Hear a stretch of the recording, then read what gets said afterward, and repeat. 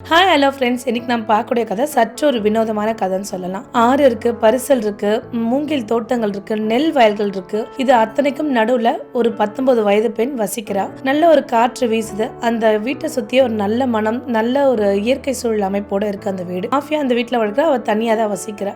ஆஃபியோட அம்மா அப்பா கொஞ்சம் சாலை விபத்துல அவங்க இறந்துட்டாங்க. அவங்க இறந்ததுமே ஆஃபியா தனியா வாழ தொடங்கிட்டா.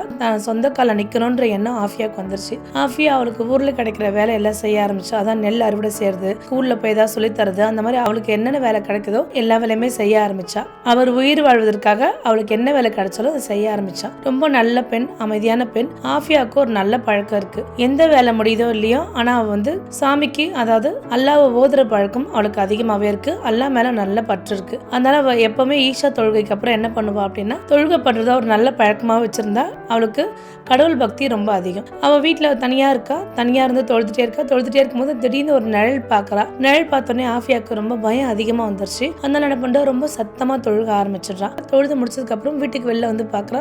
ஒரு நல்ல சில்லுன்னு ஒரு காற்று வீசுது. ஆனா சுத்தி பார்த்தா யாரும் கிடையாது. ஓ, நமக்கு தான் பிரம்ம அப்படின்னு சொல்லிட்டு என்ன பண்றா, படுத்துடுறா. மறுபடியும் இதே மாதிரியே தொழுக ஆரம்பிக்கிறா. தொழுக ஆரம்பிக்கும் போது ஒரு நிழல் இருக்கிற மாதிரி இருக்கு. ஆனா ஆஃபியாவுக்கு ஒரு காலகட்டத்துல இது ஏதோ ஒண்ணு நமக்கு தான் அப்படி தோணுது போல. அப்படி வெளில வந்து பார்த்தா எதுவும் இருக்காது. அதனால அவ எப்பவும் போல தொழுகிறா. இது தினமும் நடந்துட்டே இருக்கு. ஒரு நாள் என்ன பண்றா, நம்ம சந்தைக்கு வீட்டுல பொருள் இல்லைன்னு சொல்லிட்டு ஒரு நாள் ஆஃபியா என்ன பண்றா, வீட்டுல பொருள் எதுவும் இல்லாதனால சந்தைக்கு கிளம்புறா. சந்தைக்கு கிளம்பி வந்துட்டே இருக்கும்போது சாயந்தரம் ரொம்ப நேரம் ஆயிடுது. அவ வீடை சுத்தி எந்த வீடும் கிடையாது. அவ வீடு மட்டும்தான் தனியான வீடு. இருந்தாலும் அவ பயத்தோட நடக்க ஆரம்பிக்கிறா. சரி, நம்ம எப்படியா இருந்தாலும் நமக்கு அல்லாஹ் துணையா இருக்காரு அப்படின்னு ஒரு நம்பிக்கையோட என்ன பண்றா, தனியா நடந்து போயிட்டு இருக்கா. தனியா நடந்து போயிட்டு இருக்கும்போது என்ன ஆகுதுன்னா, ஒரு 4-5 பசங்க ஆஃபியாவை தொடர்றாங்க, கிண்டல் பண்றாங்க, கேலி செய்யறாங்க, அவளை தொட வராங்க. உடனே அவளுக்கு ரொம்ப பயம் என்ன பண்றான்னா, அவ அந்த தரையிலே உட்காந்துட்டு மறுபடியும் ஓத ஆரம்பிச்சிடுறா. ஓத ஆரம்பிச்ச உடனே அவருக்கு ஒரு ஜீனி வருது. ஜீனியை பார்த்தோன்னே ஆஃபியாவுமே பயந்துடுறா. அந்த ஜீனி பாத்தீங்கன்னா நல்ல ஒரு அமைதியாவும் உடல் வலிமையோட தெரியுது. நல்ல ஒரு பெரிய உடல் மாதிரி தெரியுது அந்த ஜீனியை பார்த்த உடனே. அப்ப அந்த சிறுவர்கள் என்ன பண்றாங்க, அந்த ஜீனியை பார்த்த உடனே பயந்து போயிடுறாங்க. இவளுக்குமே ஜீனியை பார்த்தோன்னே ஒரு மாதிரி இருக்கு. ஆனா ஏதோ அந்த ஜீனி நமக்கு நல்லதா செய்ய போகுதுன்னு அவன் மனசளவுல நினைக்கிறா. அந்த ஜீனி கிட்ட பேசுறா. அப்ப அந்த ஜீனி சொல்லுது, நீ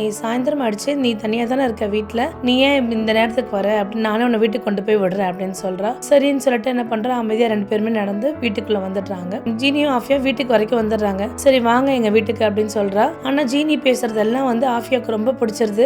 ஜீனி அவ்வளவு இனிமையான குரல்ல ஜீனியும் பேசுறான். ஜீனி என் பேர் அசிம் அப்படின்னு சொல்றாங்க. அப்படியா அப்படின்னு சொல்லிட்டு கேட்டுக்கிறா. அசிம் சொல்றா, நீங்க உங்களுக்கு டைம் ஆயிடுச்சு, இப்ப இதுக்கப்புறம் நீங்க ஓதுவீங்களா அப்படின்னு சொல்லி கேட்கறா. அப்ப ஆஃபியா கேட்கறா, நான் ஓதுறது உங்களுக்கு எப்படி தெரியும் அப்படின்னு சொல்றா. இல்ல, உங்க குரல் இனிமையான குரலா இருக்கு, நீங்க ஓதுறது கேட்கறதுக்காக தினமும் நிக்கிறீங்க அப்படின்னும் போது, கண்டிப்பா நான் ஓதுனேன், கண்டிப்பா நான் ஓதுவேன், ஏன்னா டைம் ஆனாலும் என்னோட கடவுள் அர்ப்பணிப்புக்கு நான் தள்ளி போட மாட்டேன், கண்டிப்பா நான் ஓதுறத செய்வேன்னு சொல்லிட்டு அவ ஓதுறா. அந்த ஓதுறத அந்த ஜீனி நின்று கேக்குது. அவ குரல் ரொம்ப இனிமையா இருக்கு. ரொம்ப ரசிச்சு முடிக்கிறாங்க.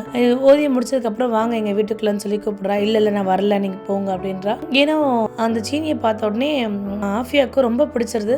அப்ப நிறைய விஷயங்க இவங்க 2 பேர் பகிர்ந்துக்கிறாங்க. ஜீனி உலகம் எப்படி இருக்கும் அப்படின்னு சொல்றாங்க.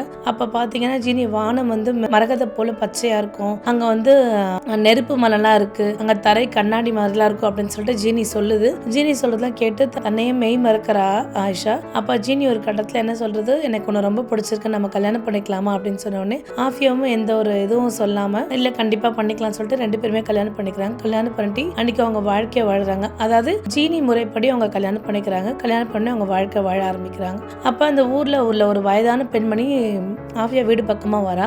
வந்த உடனே என்ன ஏதுன்னு கேட்டு விசாரிச்சுக்கிறா. அப்ப ஆஃபியாவும் ஜீனியை திருமணம் பண்ணிக்கிறேன் அப்படின்னு சொன்ன உடனே, அப்படியா அப்படின்னு சொல்லிட்டு கேட்டு அந்த வயதான பெண்மணி அங்கிருந்து போயிடுறாங்க. போயிட்டு என்ன பண்றாங்க, ஊர் மக்கள் கிட்ட எல்லாம் ஆஃபியா ஒரு பேயோட தொடர்பு வச்சிருக்கா, ஒரு பேய் இருக்கு அப்படின்னு சொல்லிட்டு ஊர் ஃபுல்லா அதை பரவுறாங்க. ஊர் தலைவர் இதை பாரு, இந்த மாதிரி பேய் கூட தான் வாழ்ற மாதிரி தான் இந்த ஊர்ல நீ வாழக்கூடாது அப்படின்னு சொல்றாங்க, இல்லாட்டி நாங்க அதை அடிச்சே கொண்டுடுவோம் அப்படின்னு சொல்றாங்க. அப்ப ஆஃபியாக்கு பயம் வந்துருது. எங்க ஏதாவது ஜீனியை செஞ்சிருவாங்களோ அப்படின்னு ரொம்ப பயப்படுறா, ரொம்ப பதட்டமாகறா. அப்ப ஜீனி கிட்ட அழுதுட்டு, தயவு செய்து நீங்க உங்க உலகத்துக்கு போயிடுங்க அப்படின்னு சொல்றா. கிளம்பி போயிடுங்க அப்படின்னு சொல்லி எவ்வளவு சொல்றா. ஜீனி என்ன பண்ணுது, சரி உனக்கு நான் கிளம்பி போறதா சந்தோஷம்னா கண்டிப்பா நான் கிளம்பி போடுறேன்னு சொல்லிட்டு அந்த இடத்துல ஒரு நீலமயமா ஆகி இறகு அவட்ட கொடுத்துட்டு அப்படியே அவர் பறந்து போயிடுறாரு. ஜீனி அசிம் போனதுல இருந்து ஆஃபியா உட்காந்து அழற வேதனைப்படுறா. ஊர் மக்கள்லாம் அவனை அடிச்சு உதைக்கிறதுக்காக தேடி வராங்க. இல்ல அவர் போயிட்டாரு அப்படின்றா. சரி ஆஃபியா அப்படியே விட்டுட்டு போயிடுறாங்க. அதுக்கப்புறம் என்ன ஆஃபியா ரொம்ப வருத்தத்தோட ஜனமும் அசிம் நினைப்போடவே இருக்கா. அசிம் நினைச்சு அழறா. இருந்தாலும் அவன் அசிமையும் நினைச்சாலும் அவ தொழுகையை மறக்கிறது இல்ல. எப்பவும் போல அவ தொழுகையை செஞ்சுட்டே தான் இருக்கா. இப்படியே நாட்கள் போயிட்டே இருக்கு. அவளோட உடல்ல ஒரு சில மாற்றங்கள்லாம் ஏற்படுது. ஆஃபியாக்கு சில மாற்றங்களா இருக்கு, ஏதோ வித்தியாசமா ஏற்படுது அப்படின்னு நினைக்கிற ஆஃபியா வந்து கர்ப்பமா இருக்கா. ஆஃபியாவுக்கு ஒரே சந்தோஷம், சீனியோட குழந்தை தான் வயிற்றுல வளர்ந்து ரொம்ப ரொம்ப சந்தோஷம். ஆஃபியா கர்ப்பமா இருக்கிறா. மறுபடியும் ஆஃபியா வீடு பக்கத்துல அந்த வயதான பெண்மணி வரா. வந்து ஆஃபியா பார்த்துட்டு எதுவுமே சொல்லாம போயிடுறா. அப்ப ஆஃபியாவுக்கு பயம் வந்துருச்சு, இந்த வயதான பெண்மணியால தான் நம்ம சீனியை இழந்தோம், இப்ப இந்த குழந்தை நம்ம இழக்க நேரிடக்கூடாதுன்னு சொல்றா. இருந்தாலுமே அந்த வயதான பெண்மணி என்ன பண்றா, ஊர் ஃபுல்லா போய் அவ பேய் குழந்தைய வயிற்றுல வச்சுட்டு இருக்கா அப்படின்னு சொல்லிட்டு ஊர் ஃபுல்லா பரப்பிடுறா. ஊர் மக்கள் எல்லாருமே இவளை அடிச்சு ஆஃபியாவை கொண்டுணுன்ற எண்ணத்தோட ஊர் மக்கள் எல்லாருமே வராங்க. எப்படியா இருந்தாலும் இவங்க நம்மள ஏதாவது செஞ்சிருவாங்க, அதனால நம்ம போயிடலாம்னு சொல்லிட்டு அந்த ஊரை விட்டு கிளம்பி வேற ஊருக்கு போயிடுறா. வேற ஊருக்கு போன உடனே அவன் நல்லபடியா அந்த குழந்தைய பெத்தெடுக்கிற. குழந்தை வந்து ஆண் குழந்தையா இருக்கு. அந்த குழந்தை பேர் ஜியான் இருக்கு. அந்த குழந்தை பிறந்த உடனே அந்த குழந்தைய சுத்தி ஒரே நீல நிறமா இருக்கு. அதாவது சீனியோட குழந்தைன்றது அது நல்லாவே தெரியுது. நீல ஒரே ஊர்ல நிரந்தரமா இல்லாம ஒவ்வொரு ஊர்லயும் மாறி மாறி மாறி தான் குழந்தைய காப்பாத்தி வளர்த்துட்டு இருக்கா. அந்த குழந்தை பேர் ஜியா. அந்த ஜியாக்கு 6 வயசு இருக்கும்போது என்ன பண்றா, ஆஃபியா உடம்பு முடியாம அப்படியே படுத்துடுறா. ரொம்ப உடல்ல சோர்வா இருக்கிறா. ஜியா ஒரே அழறான், தான் அம்மாவை பார்த்துட்டு ரொம்ப அழறான். அப்ப என்ன பண்றான், ஜியா தான் அம்மாவோட நெத்தியில தன்னோட கையை எடுத்து வைக்கிறான். கையை எடுத்த உடனே ஆஃபியா நல்லா ஆடுறா. அவளோட உடம்பெல்லாம் நல்லா எடுத்து சுறுசுறுப்பா இருக்கா. அப்பதான் ஆஃபியாக்கு தெரியுது, இல்ல தான் குழந்தைகிட்ட ஏதோ ஒரு சக்தி இருக்கு அப்படின்னு நினைக்கிறா. ஜியா கிட்ட சொல்றா, எக்காரத்துக்கு கொண்டு இந்த சக்தி யார்கிட்டயும் இருக்கு நீ சொல்லக்கூடாது, ஏன்னா அதை வந்து மக்கள் வந்து அதை புரிஞ்சுக்க மாட்டாங்க, நீ நல்லதுக்கு தான் செய்யறது மக்கள் தெரிஞ்சுக்க மாட்டாங்க, நீ ஒரு தப்பானவன் அப்படின்னு நினைச்சுப்பாங்க அப்படின்னு சொல்றான். சரிம்மான்னு அந்த குழந்தைய கேட்டுக்கிறான். அடுத்த நாள் ஆஃபியா கிராமத்துள்ள பள்ளிக்கூடத்துல டீச்சரா ஜாயின் பண்றா. தான் குழந்தையும் அதே ஸ்கூல்ல சேர்த்துடுறா. அவளோட இனிமையான குரல்ல பாடம் நடத்துறா. குழந்தைங்க நல்லா படிக்கிறாங்க, எல்லாமே செய்யறாங்க. குழந்தைங்க எல்லாம் நல்லா படிக்கிறாங்க. அவன் நல்ல ஆசிரியராகவும் இருக்கா. அப்போ ஒரு நாள் என்ன பண்றாங்க, ஜியாவும் ஆஃபியாவும் வீட்டுல பொருள் இல்லைன்றதுக்காக சந்தைக்கு போறாங்க. சந்தைக்கு போகும்போது என்ன ஆகுது அப்படின்னா, அங்குள்ள மக்கள் ஒரு பேருந்து விபத்துல நிறைய பேர் இறந்திருக்காங்க, நிறைய பேர் அடிபட்டு ரத்த காயத்தோட இருக்காங்க. ஒரு சில பேர் இது எல்லாமே பாக்குறான். ஏனோ ஜியா கையா ஆஃபியா தனியா டைட்டா பிடிச்சிக்கிறா. இல்ல உன்னோட மந்திர சக்தியெல்லாம் நீ காமிக்க கூடாது, நீ காமிச்சனா நம்ம இந்த ஊர்ல எல்லாம் இருக்க முடியாது, நம்ம ஏற்கனவே நிறைய ஊர் மாறி மாறி வந்துட்டோம், அதனால நீ இந்த ஊர்ல எதுவும் பண்ணக்கூடாதுன்னு சொல்றா. ஏன்னா ஜியா வந்து தன் தாய் பேச்சை கேட்காம அவன் கையை உதறி விட்டுட்டு அங்க உள்ள எல்லாருக்குமே என்ன பண்றா, அங்க ஒருத்தர் ரொம்ப உடம்பு முடியாம அப்படி படுத்திருக்காரு, அவர் பக்கத்துலயே படுத்துக்கிறான். படுத்துட்டு மறுபடியும் என்ன பண்றான், உட்காந்துட்டு சில மந்திரம் எல்லாம் சொல்றான். மந்திரம் எல்லாம் சொன்ன உடனே அந்த உடம்பு முடியாதவர் நல்லபடியா எந்திரிச்சு வந்துடுறாரு. ஐயோ இவன் ஒரு அதிசய சிறுவன் அப்படின்னு சொல்றாங்க. ஒவ்வொருத்தன் பக்கம் போய் ஒரு மந்திரத்தை சொல்லி எல்லாருமே அவன் காப்பாத்த வச்சிடறான் ஜியா. ஒரு சில பேர் கை தட்டுறாங்க, ஒரு சில பேர் இவன் மந்திரவாதி அப்படின்னு சொல்லி சொல்றாங்க. இதெல்லாம் கேட்ட உடனே ஆஃபியாக்கு ஒரே கஷ்டமா இருக்கு. அப்ப அப்படியே நாட்கள் கொஞ்ச நாள் போனோடனே என்ன பண்றாங்க, ஊர் மக்கள் எல்லாருமே பேசுறாங்க. ஆஃபியா வந்து சூனியக்காரின்னு சொல்றாங்க. ஆஃபியோட குழந்தையான ஜியாவை மந்திரவாதி அப்படின்னு சொல்றாங்க. எல்லாருமே கிண்டல் பண்ண ஆரம்பிச்சிடுறாங்க ஆஃபியாவை. ஜியாக்கு ஒரு நாள் ரொம்ப கோவம் வருது. ஜியா வந்து சொல்றான், நான் அந்த கிராமத்து மக்கள் எல்லாருமே நான் அழிக்க போறேன், அவங்க எல்லாருமே நான் நல்லது செஞ்சேன், ஆனா அவங்க வந்து எல்லாருமே தப்பா தான் பேசுறாங்க அப்படின்றா. அப்ப ஆஃபியா சொல்றா, அவங்க வந்து மனுஷங்க, அவங்களால உன்னை பத்தி எல்லாம் புரிஞ்சுக்க முடியாது, அதனால இவ்வளவு கோவம் படக்கூடாது, யார் மாதிரியும் எந்த தப்பான விஷயம் நீ செய்யக்கூடாது அப்படின்றா. இல்ல நான் செய்வேன் அப்படின்னு சொல்லிட்டே இருக்கான். செய்யக்கூடாதுன்னு சொல்றா. சரின்னு சொல்லிட்டு அமைதியா இருக்கான். அப்ப மறுநாள் என்ன ஆகுது, ஆஃபியா வேலை பண்ற ஸ்கூல்ல இருந்து பிரின்சிபல் வந்து சொல்றாரு, இந்த மாதிரி நீ வந்து இந்த ஊர்ல இருக்க வேண்டாம், இந்த அந்த ஸ்கூலை விட்டு போயிடு, எல்லாருமே பயப்படுறாங்க, இன்னொரு சூனியக்காரியா நினைக்கிறாங்க அப்படின்னு எல்லாரும் சொல்றாங்க, தயவுசெய்து இந்த வேலையை விட்டு நீங்க போங்க அப்படின்னு சொன்னே ஆஃபியாக்கு ஒரே கஷ்டமா இருக்கு. அப்ப இதை கேட்ட ஜியாவுக்கு இன்னும் கோவம் வருது, நம்ம இன்னும் எவ்வளவோ நல்லதானே செஞ்சோம், இவங்க எப்படி பண்றாங்களே, அப்ப நம்ம இதெல்லாமே அழிக்க தான் போறோம்னு சொல்லிட்டு ஜியா ரொம்ப கோவப்படுறான். அவன் கோவப்பட்டோடனே அவனோட உடல் எல்லாம் ஒரே சிவப்பு நெருப்பெறிகிற மாதிரி இருக்கு. அப்ப ஆஃபியா அதை பார்த்தோன்னே பயப்படுறா, இதெல்லாம் தப்புப்பா, இதெல்லாம் நம்ம செய்யக்கூடாது அப்படின்னு சொல்றா. இருந்தாலும் அந்த சிவப்பா இருக்கிற நெருப்பு வந்து அவன் உடம்பை விட்டு போகவே இல்லை. அவனோட கோவம் உச்சத்துல இருக்குன்றது மட்டும் ஆஃபியோட தெரியுது. அப்ப அசீம் ஒரு இறகோட கொடுத்துட்டு போயிடுவார், மறைஞ்சு போயிடுவார் இல்லையா. ஒரு பெட்டியில இருந்தா அந்த நீல நிற இறகு எடுத்து பார்த்து அழறா. நீங்க இருந்தா எல்லாமே நல்லா இருந்திருக்குமே அப்படின்னு சொல்லிட்டு பார்த்து அழறா. அழுதுட்டே இருக்கும் போது என்ன பண்றான், ஒரு திடீர்னு ஒரு மாற்றம் நடந்து அசிம் வந்துடுறாரு அந்த இடத்துல. அசிமை பார்த்தோடனே ஆஃபியாவுக்கு அவ்வளோ சந்தோஷம், நீங்க வந்துட்டீங்களான்னு சொல்லிட்டு ரொம்ப சந்தோஷப்படுறா. சந்தோஷப்பட்டு கண்ணீர் விட்டு கட்டி பிடிச்சு அழறா. நீங்க எல்லாமே கஷ்டப்பட்டேன் நான் அப்படின்னு சொல்லிட்டு ரொம்ப அழறா ஆஃபியா.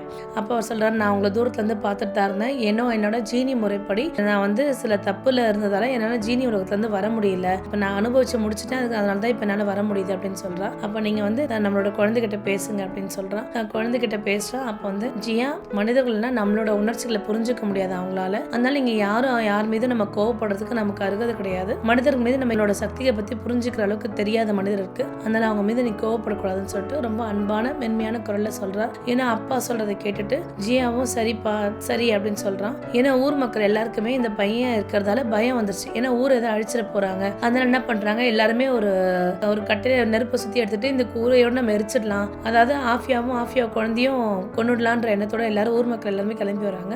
அப்ப அசீம் என்ன சொல்றாரு, நீங்க இந்த உலகத்துல இருக்கீங்க, நம்ம நம்ம வந்து சீனி உலகத்துக்கு போயிடலாம் அப்படின்னு சொல்லிட்டு கூப்பிடுறாங்க. சரி வாங்க நம்ம 3 பேருமே போயிடலாம், நம்ம இனிமேல் நம்ம வாழ்க்கை நம்ம அங்கே வாழலாம், நம்ம வாழ்க்கையை நம்ம சீனி உலகத்தில் வாழலாம், அதனால நீ கிளம்பி வா அப்படின்னு சொல்லிட்டு 3 பேருமே சொல்கிறாங்க. 3 பேருமே ஒன்றா போகிறாங்க. அப்போ அசீம் வந்து ஒரு மந்திரங்களை சொல்கிறாரு. மந்திரங்களை சொன்னே அவங்க அந்த இடத்த விட்டு மறைஞ்சு போயிடுறாங்க. ஊர் மக்கள் என்ன பண்ணுறாங்க, ஆஃபியாவும் குழந்தை அந்த குடிசைக்குள்ளே தான் இருக்கான்னு நினச்சி அந்த குடிசையை எரிச்சிடுறாங்க எல்லாருமே.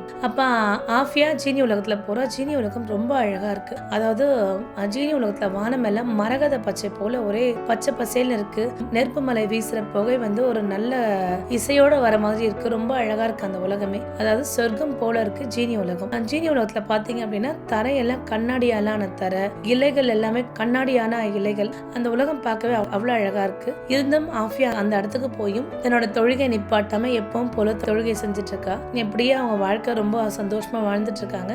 ஜியாக்கு 17 வயசு ஆகுது. ஜியாவும் தன்னுடைய வாழ்க்கையை ரொம்ப சந்தோஷமா இருக்கான். ஏன்னா ஜியாக்கு குழந்தை பருவம் வந்து அடிக்கடிக்கு கனவுல வந்து போகுது. ஜீனி உலகத்துல இருந்து எப்ப ஒருத்தங்க வெளியேறலாம் பாத்தீங்கன்னா 18 வயசு நிரம்பிடுச்சுன்னா அவங்க ஜீனி உலகத்துல இருந்து வெளியேறலாம். ஏன்னா ஜியாக்கு இப்ப 17 வயசு தான் இருக்கிறதால ஜியாவால அந்த ஜீனி உலகத்தை விட்டு வெளியேற முடியல. தொடர்ந்து குழந்தை கால பருவம் கனவுல வரதால ஜியா தன்னோட 18 வயசு முடிஞ்சதும் பூமிக்கு திரும்புவார்னு ஒரு நம்பிக்கையோட ஆஷா இருக்காங்க. அதாவது இந்த கதையில இருந்து தெரிஞ்சுக்க வேண்டிய விஷயம் என்ன அப்படின்னா, ஒரு தொடர்ந்து நம்ம இறை பக்தியால இருந்தோம்னா கடவுள் நமக்கு எல்லா விஷயமே நல்லது. அதாவது கஷ்டத்தை கொடுத்தாலும் ஒரு காலகட்டம் கஷ்டமா இருந்தாலும் மறு காலகட்டம் ஒரு நல்ல இனிமையான பாதையா இருக்கும். ஆஷா ஒரு காலகட்டம் ரொம்ப கஷ்டப்பட்டாங்க. ஏனோ மறுகாலம் அவங்களுக்கு ரொம்ப ஒரு இனிமையான நல்ல பாதையை கடவுள் அமைச்சு கொடுத்திருக்காரு. கடவுளை முழு நம்பிக்கையும் உண்மையாவும் இருந்தா கடவுள் நமக்கு ஒரு நல்ல பாதை காமிப்பாரு. இந்த கதையில இருந்து நம்ம தெரிஞ்சுக்க வேண்டிய விஷயம் இதுதான். மேலும் ஒரு நல்ல கதையில் சந்திக்கிறேன். Bye by.